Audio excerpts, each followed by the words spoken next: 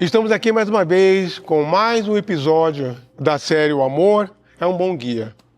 Hoje eu trouxe para vocês o Fábio Costa, ele tem bastante coisa interessante para falar. Vamos ouvir o que ele tem a dizer. Agradeço o convite, para mim é uma honra estar aqui presente para poder conversar com você, que eu já te conheço já há bastante tempo. Espero que essa mensagem sirva de inspiração para as pessoas que estiverem ouvindo. É uma honra ter você aqui. Eu que agradeço. Vamos lá, o que você trouxe hoje para a gente discutir? Fala para aquela câmera. Bom, eu vim pensando bastante sobre o tema, e tem um tema em particular que ele me chama bastante atenção, que é a questão da liberdade. O que é ser livre, né? E quando eu penso em mim, né, o que é ser livre, como eu sou livre, eu percebo que eu não sou livre completamente para fazer atividades que eu gostaria. Fala para mim, Fábio, por exemplo, que atividade você gostaria de fazer que você encontra dificuldade? Um exemplo, a gente está se preparando para gravar. Certo. Né? E isso já é uma trava para mim no sentido de... nós estamos aqui num bate-papo, numa conversa, e que não deveria ser uma trava, deveria ser uma coisa fluida ou que te levasse a algo natural. E isso acaba virando uma situação de estresse, né? Não no mau sentido, mas no sentido de você travar, né? No seu meio, no seu trabalho, na sua vida, você nota isso com os funcionários? Como que é isso? Sim, com os funcionários eu percebo, qualquer apresentação em público eu percebo, e não só a empresa, né? Tem também a questão pessoal, né? Por exemplo, até exemplos simples, eu queria deixar o cabelo crescer, por exemplo, ou queria colocar um brinco, ou queria, enfim, são situações que no dia a dia, né, apesar da gente saber que a gente tem liberdade para escolher e ter o livre-arbítrio, a gente não faz. Sei. Né? E assim, quando eu olho para você, eu vejo que você é uma pessoa que se arrisca mais, que coloca isso mais em evidência. Você se permite mais. E para mim, me vem uma questão de como que é isso para você, né? Como que você aprendeu Olha, Fábio, eu confesso a você que eu levei um tempo para me liberar de certas coisas também. Não aconteceu essa liberdade tão simplesmente, tão tranquilamente, não. Eu tive que lutar por isso, né? A gente encontra condicionamentos no nosso dia a dia de todo lado. A sociedade cobra da gente um comportamento, um padrão, porque você precisa estar encaixado em algum grupo para eles se identificarem, né? A gente tem essas coisas. Veja bem, vamos lá, livre-arbítrio, né? Primeiro, o que eu estudei sobre livre-arbítrio, assim, minha experiência com isso, né? Eu tive bastante questionamento com essa questão do livre-arbítrio. Por quê? Porque se você olha para a estrutura universal, então, digamos assim, você tem desejos de fazer certas coisas, né? Que seria uma liberdade, o desejo, você obedecer os seus desejos. E mesmo que você se atreva a obedecer os seus desejos, alguns deles vão te levar a um conflito maior com o mundo. E quando eu falo com o mundo, eu nem falo só da sociedade humana, mas eu falo da estrutura mesmo do planeta, né? Ele pode entrar em atrito com isso e consigo mesmo, né? Só um desejo que você tenha. Então, o que é livre-arbítrio, né? Porque nós somos impelidos a agir de uma determinada forma e não só pela sociedade. Então, tem certas coisas que você esbarra em questões de saúde, né? Você começa a desobedecer muito o que o seu organismo necessita em virtude de um desejo, e o seu corpo, o seu organismo, o seu ambiente, ele vai ficar em conflito com isso. Te trazer uma doença grave, ou um distúrbio mental, ou, sei lá, destruir coisas importantes à sua volta. E aí, tem um reajuste fortíssimo nessas forças mesmo grandiosas entre o que você deseja e o que você pode fazer com isso, até o quanto você pode obedecer esse impulso. Né? E uma adaptação mesmo, porque tem coisas que você até pode fazer, mas existe o como. Digamos assim, eu, por exemplo, eu adoraria poder correr. Né? Eu não posso correr porque eu tenho minha deficiência física, mas se eu tivesse que escolher um esporte para mim, seria correr. Eu não posso correr. Eu vou correr um pouquinho e não vou conseguir correr. Então são algumas limitações. Ou mesmo, por exemplo, nós temos bastante conflito com relação à alimentação. A nossa sociedade está completamente conflitada com esse conteúdo sobre alimentação. Então você pode comer certas coisas desde que você não ultrapasse a faixa vermelha ali, né? Você pode comer gordura, carboidrato, proteína, você pode comer. Né? Algumas coisas sintéticas o seu corpo vai suportar, mas vai passar daquela linha, teu corpo vai começar a adoecer, vai ficar avisando que não está bom. Ainda assim, vale para o conteúdo emocional, psíquico, afetivo.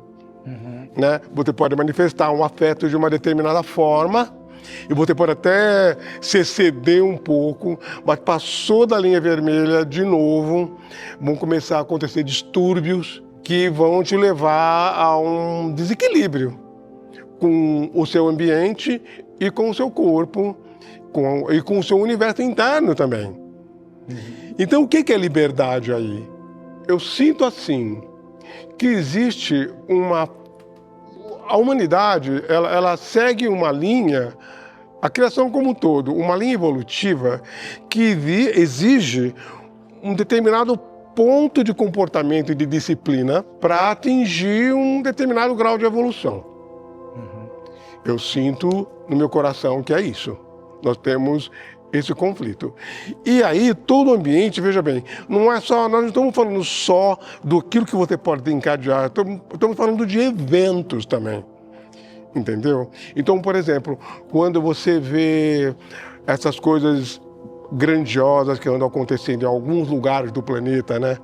De pegar fogo em algum lugar, ou de inundar de água, ou de terremoto, coisas grandiosas que são desencadeadas pelo nosso comportamento. Né? Aparentemente, dá a impressão que eu tinha liberdade de fazer tanto, mas quando começam a resposta daquilo que eu fiz, aí eu posso até, na minha cabeça, ter uma visão dissociada. Ah, mas isso está acontecendo porque não foi algo que eu fiz. Sim, eu fiz, eu participei daquilo. Entendeu? Eu também ajudei a contaminar o planeta, eu também... Fez parte. Exatamente. Tem umas regras, umas leis, eu sinto assim, grandiosas sobre essa questão. Né? Sobre a estrutura em si, a estrutura do universo, a estrutura do que você é, essa questão de você não ver o universo de forma dissociada daquilo que você é internamente. Né? Você é alguém ou você é algo dentro do universo agindo de tal forma, somando comportamento que leva a consequências enormes. Tem relação com o poder. Entendeu? Ou então, veja bem, antes de você ter as consequências enormes, você tem consequências menores dentro de você, consigo. Coisas acontecem dentro que vão te avisando. Então, o que é livre-arbítrio com relação a isso? Entende? Eu aprendi uma coisa assim. Não se deve subestimar a coerência. A coerência, ela é uma coisa fortíssima na nossa psique e ela age de forma coletiva, a coerência. Ela é um atributo do self. Então, o que acontece? Quando eu subestimo a coerência e eu trato a coerência como algo menor, mas a coerência é universal, ela é um valor universal, então eu começo a comprometer a estrutura de tudo. Em menor ou menor grau, se você acredita no efeito borboleta, então você vai acreditar que coisas podem acontecer mediante o seu comportamento. E outra coisa que eu aprendi é assim, olha, o grande está no pequeno e o pequeno está no grande. Sabe, eu acho que no seu mundinho pessoal você faz coisas e você já por comportamento atrai coisas parecidas com aquilo que você está fazendo. Existem ciências hoje que falam sobre isso, existem a teoria dos campos mórficos, de Rupert Sheldrake, existe o comportamento dos caráteres, dos arquétipos, que já é Jung, já vem Reich, já vem... Você faz aquilo que você é? Eu acho que sim. Eu acho que você faz coisas e você se molda, você se constrói, né? Ou se destrói, de acordo com o comportamento. E a gente tem a responsabilidade, que a consciência tem a responsabilidade de se alinhar no meio dessa trajetória. No meio desse caminho, achar então como que eu sobrevivo melhor. O que incomoda vai sempre te avisar, olha, não tá bom. Ou então aqui tem algo que não tá bom. Né? Aquilo que te incomoda vai constantemente sinalizar. A dor, ela não acaba. Existe uma falácia sobre a dor, de que tem que acabar com a dor, aniquilar com a dor. Veja bem, a dor é uma referência universal, certo? A dor, ela não acaba, ela não vai acabar. Ela é um sinal de alerta de algo que precisa ser mudado. Em tudo e em todos. E isso caminha diretamente com essa questão do livre-arbítrio. E essa coisa sobre você se tornar ou você colher aquilo pertinente ao que você fez. Isso é imutável, né? Aí quando a gente fala de liberdade, então direto para o assunto liberdade, eu sinto assim, existem teorias sobre isso. Algumas teorias espiritualistas falam que o reino Deva, ele se compraz, e o prazer dele, o lazer do reino Deva é o trabalho. Algumas teorias espiritualistas. Agora, se você deseja realizar algo bom para si, você vai ter que obedecer a alguma disciplina. Bom, verdadeiramente bom, alguma disciplina você vai ter que construir para chegar onde você quer. E a base de tudo isso é o incômodo. Veja bem, por que eu não sou livre para seguir uma disciplina? Se eu sou escravizado por um desejo, certo, então eu não sou livre para seguir uma disciplina. Eu teria que desconstruir um desejo compulsivo para poder seguir uma disciplina. E aí construir algo bom para mim. Esse é um conflito. Nossa humanidade, ela é completamente viciada. Tem um ponto muito importante, Fábio, que a gente nasce, certo? E nós somos, a partir do momento que nós nascemos, somos educados a construir um ego. Porque a gente precisa se encaixar socialmente na nossa sociedade de humanos. Sim. E a nossa sociedade de humanos, ela tem um ego. Então, esse ego, ele faz assim, via conflitos, dores, desabores, ele vai escolhendo um sim e um não e selecionando os valores para ele ficar coerente com a nossa sociedade. Mas nós temos uma outra voz, que é a voz da consciência. E essa voz da consciência não é a voz do ego.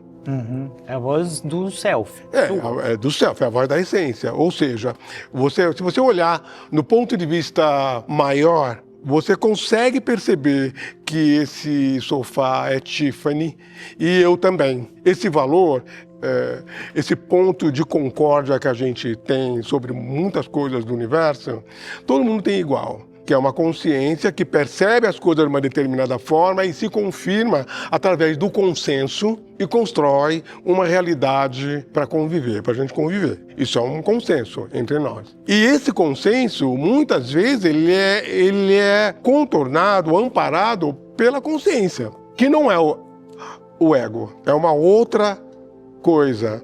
Mas a gente depois se envolve na construção do ego e passa em muitos momentos duvidar da consciência, como por exemplo, quando você me fala assim, eu tenho vontade de deixar o cabelo crescer e usar um brinco, mas eu não posso fazer isso. Isso não é da consciência, isso é um conflito egóico. Então... Mas isso é um medo, então? Sim. Me fala você, o que você acha disso? Eu acho que tem a ver com medo. Com a questão de você se expor mesmo. Sobre essa questão autoimagem, né? Isso. A persona, a autoimagem, a aparência, e aprovação ou reprovação externa, isso é gritante na nossa sociedade. É um valor gritante. O tempo inteiro a gente lida com isso. Se você não se encaixa em algum grupo, então você fica à margem. E ficar à margem, você vai sofrer um preconceito de desabor, uma passagem, uma situação de abandono ou de rejeição que nos remete a uma dor profunda mesmo. Mas do ponto de vista do self e da consciência, isso não existe. A gente consegue perceber que todos somos humanos e que todos estamos crescendo, lutando para ser um ser humano melhor, ou então, no mínimo, lutando para sobreviver. Aí você olha para essa trajetória evolutiva, toda essa situação, essa configuração social, mesmo na nossa vida, no nosso lar, é tudo muito desafiador. Né? Esse desafio segue a um propósito. Né? É um propósito de aprimoramento pessoal. Sim. De aprimoramento de caráter, de aprimoramento de escolhas. Mas você acha que a humanidade está indo para esse caminho ou não? Eu acho que você não muda algo por causa do próprio condicionamento do ego. Você não muda algo se você não passar por um conflito mesmo com aquilo. Né? Quando você tem, por exemplo, você tem no hinduísmo nós chamamos de vasana, que chama vasana é tendência. Você tem uma tendência, um instinto que te impele a te comportar de forma viciosa, ou um instinto que recebeu uma gravação de educação que te põe no movimento compulsivo. Tá? Você vai romper com essa compulsão no momento em que isso ficar gritante e te levar a um conflito maior. Né? Em termos de distúrbio físico, mal-estar mesmo, aí você vai entrar em atrito com aquilo, em xeque, e consequentemente vai começar a elaborar uma forma de se libertar daquela situação em que você se enfiou. Né? Normalmente é assim. Eu sinto em meu coração, quando eu olho para a situação toda da humanidade, eu vejo que nós estamos passando por esse momento. Nós estamos indo de encontro a um grande conflito para tomar uma grande decisão. Não tem coração, né? Que eu sinto. Fala você sobre isso. Eu sinto que é muito persona e assim, não tem sentimento. É muito prático. Né? Eu venho de empresa, né? Então eu trabalho numa empresa. E o que eu sinto é que é tudo muito prático. Né? E você tem caixas que você tem que entrar. Tem que produzir, né? Tem que produzir. E isso, né, isso faz com que, pelo menos no meu comportamento, eu fique uma pessoa um pouco mais dura. Né? E aí o que acontece? Eu não tenho essa percepção que você comentou, do coração. Quando você fala do medo, eu compreendo perfeitamente, porque veja bem, a partir do momento que o meu papel na empresa extrair a produção, e se eu não conseguir aquela produção, eu perco meu trabalho, meu emprego, meu salário. Então é o medo mesmo que faz com que você seja obrigado a ser duro com alguém para extrair aquela produção e muitas vezes vai contra o seu propósito. O que eu tento hoje é ter um pouco mais de consciência para mim não me tornar uma pessoa tirana. Né? Para mim poder ter a percepção do que está acontecendo e enxergar de verdade, porque no fundo eu reconheço que a empresa ela quer ter produção, só que isso não pode ser a qualquer custo. Claro. Para mim isso é um valor, então assim, eu não entendo que eu não vou passar por cima disso, mas eu percebo que isso me endurece. Na verdade, assim, você é uma pessoa que se trabalha bastante, né? Se busca já há bastante tempo. Por isso que você tem a liberdade de, ainda assim, prestando atenção, selecionar algum comportamento que melhore essa crise, né? Mas, sem dúvida, uma pessoa que não se conhece, ela é refém numa situação dessa. Tanto quem produz, quanto quem direciona essa produção. Eu vejo muita gente ficando doente, adoecendo mesmo. Com certeza. E assim, eu percebo que está aumentando o número. né? Dentro da empresa, eu consigo perceber que as pessoas elas estão muita informação, né? Você tem celular e é muito comum todo mundo falar que o celular, e de fato, né? O celular, muita informação, muita impaciência, isso aí as pessoas elas estão adoecendo, né? Adoecendo de uma forma de comprometer mesmo a sua vida, né? Já tive casos de pessoas que entraram num estresse tão grave de ameaçar tirar a vida. Esse é, assim, um dos conflitos sociais que nós enfrentamos. Ô, Fábio, por favor, dê uma mensagem para as pessoas que você percebe que passam por isso. O que você tem para falar para elas? Olha, eu passo por isso também, né? E se eu pudesse falar alguma coisa que ajudasse, né, ou que inspirasse, seria para as pessoas procurarem ajuda, né? Muitas vezes sozinho você não consegue identificar isso e perceber o que está acontecendo consigo. Você tem só a sua referência, não tem uma referência de fora, e quando você tem uma referência de fora, ajuda demais a você entender o que está acontecendo de verdade e se cuidar, né? Porque se você não se cuida, né, esse papel ele é de cada um, né? E quando a gente não faz isso, a gente adoece. E o que eu tenho é gratidão até pelo Pavitra, pela escola que ele fundou, é justamente porque me traz sanidade, né? Então, se hoje eu trabalho há 20 anos dentro de uma empresa, é porque eu tenho sanidade e não tomo remédio, é porque eu tenho sanidade para mim poder entender o que está acontecendo e tomar uma decisão que não me estrague um valor dentro de mim, né? Eu tenho um valor hoje que eu quero garantir, quero me comprometer. E isso para mim é importante, né? É importante para mim como ser humano e como consciência que eu também acredito que algum dia vai evoluir. A gente sabe que independente vai evoluir, mas eu não queria que demorasse milênios. Dá para encurtar um pouco o caminho, né? Bom, gente, é exatamente por isso que eu escrevi esse livro. Raiz das Estrelas, do Jardim que é Meu, um Jardim que é Nosso. Eu escrevi ele para pessoas que passam por esse tipo de conflito. E eu construí esse programa, montei esse programa, O Amor é um Bom Guia, também pensando nessas pessoas que buscam crescer e que se encontram um tanto isoladas e sós, mas nós seguimos em frente. Muito obrigado, Fábio. Obrigado, Pavitra, eu que agradeço. Muito obrigado mesmo por você ter vindo e muito obrigado por sua sinceridade. Obrigado, eu que agradeço.